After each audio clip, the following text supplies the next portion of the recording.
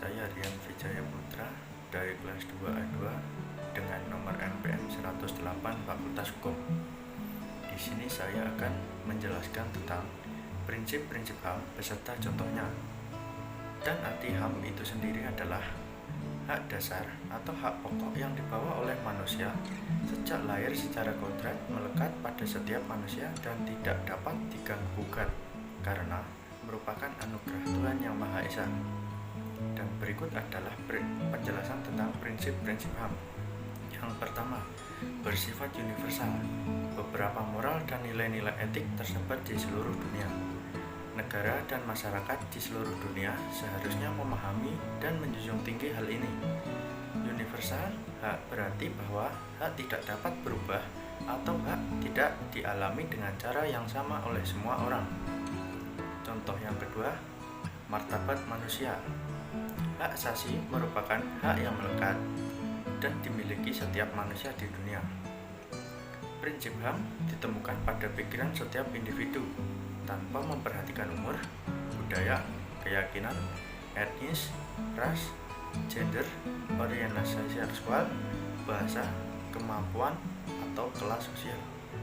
Setiap manusia oleh karenanya harus dihormati dan dihargai hak asasinya. Konsekuensinya, semua orang memiliki status hak yang sama dan sederajat dan tidak bisa digolong-golongkan berdasarkan tingkatan hierarkis. Yang ketiga, kesetaraan. Konsep kesetaraan mengekspresikan gagasan menghormati martabat yang melekat pada setiap manusia.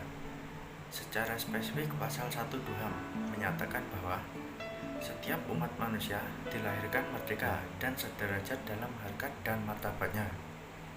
Yang keempat, non-diskriminasi.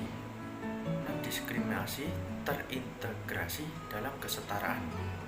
Prinsip ini memastikan bahwa tidak seorang pun dapat meniadakan hak asasi orang lain karena faktor-faktor luar, seperti misalnya ras, warna kulit, jenis kelamin, bahasa, agama, politik, atau pandangan lainnya seperti kebangsaan, kepemilikan, status kelahiran, atau yang lainnya. Yang kelima, tidak dapat dicabut. Hak individu tidak dapat direnggut, dilepaskan, dan dipindah. Yang keenam, tak bisa dibagi atau indivisibility.